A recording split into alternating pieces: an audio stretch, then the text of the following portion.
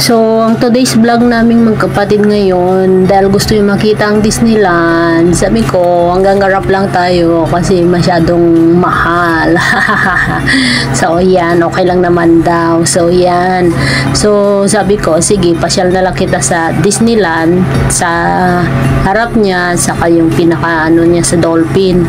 Tapos, sa Hollywood na lang tayo para naman medyo magugol naman natin yung oras natin ngayon. Kaya yun, dun ang napagpasyan namin pasyalan munang dalawa kasi nga tour lang siya dito sa Hong Kong. So yan, gusto niya nga, sabi niya ang ganda daw dito, gusto niya daw mag-work dito. Kaya lang sabi ko, pag-usapan pa natin kasi dalawa lang tayo magkapatid, wala talagang titingin sa mga magulang natin. At eto na, nakarating na kami sa may Sunny Bay. Tapos mag-interchange kami papuntang Disneyland. Kaya inaantay namin yung mga tren muna. Mag-antay muna tayo ng tren. At ito, sabi niya, ang ganda-ganda nga daw dito kumpara sa Pilipinas. So, ayan, ganun talaga. Nauna silang naging modern no kaysa sa atin. Pero medyo humahabol-habol na rin naman tayo kahit pa paano. Pero yun nga lang, sana sa future maging ganito rin yung Pilipinas para hindi na tayo nangingibang bansa, no?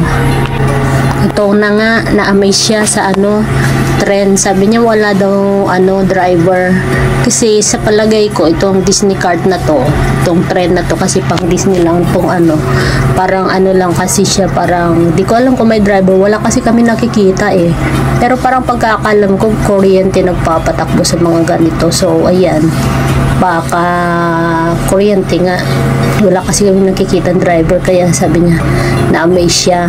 Kaya ayan guys, solo namin yan si guys sa solo, saya-saya, pwede nang matulog. Mga kasi solo natin.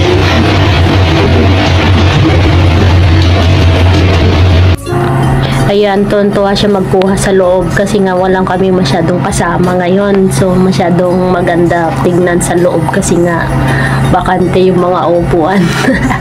Hindi kagaya pag minsan punong-puno kasi na kami ng mga weekday kasi ito, kaya wala kami masyadong kasama kundi mga turista lang. So, yan guys, nang-enjoy siya ngayon. At hayaan muna natin siyang mag-enjoy. Kaya ito, napagod na nakatayo. So yan guys, nawiwindang yata siya. Tuwan-tuwa ganda-ganda daw, gusto niya bumalik daw dito pag nagkataon, sasama na ang mga anak. So sabi ko, pagdating din ng araw, sasama mo rin sila pagdating ng araw. Kaya mas ma-enjoy mo na yon. So, yan guys. Hollywood Hotel naman kami. Yan.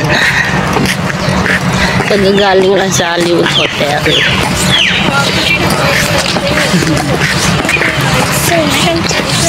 Yan. Pinasyal ko siya dito sa may Hollywood Hotel. Oh. Ganda naman ang ambience guys.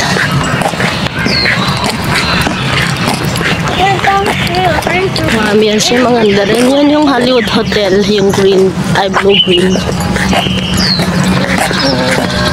Yung mga nagbubuk dito, magbubuk sila para dito mag-hotel. Yan ang view dito. Ganda Green na green. Yan. Ayan guys. Ganda. Ganda rin dito. Lang ngayon, ang swimming pool nila is sarado kasi winter.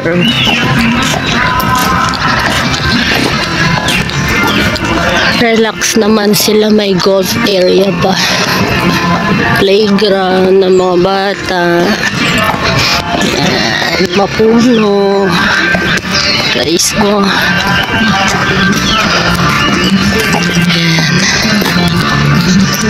Ganda rin.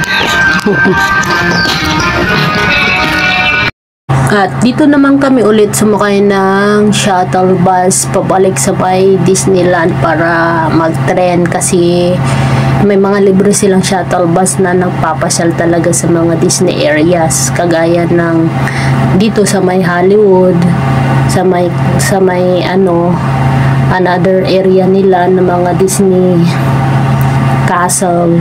So yan guys, marami siya. I-check nyo na lang sa website nila, marami yan. May mga shuttle bus silang free para mamasyal at ihatid kayo sa kung saan nyo gusto. So yan, kaya lang medyo na kami sa oras, hapon na. Kaya hapon kasi rin kami lumabas, kaya medyo paggabi na, nagugutom na. Magsisiuwian na kami muna at kakain guys. So yan.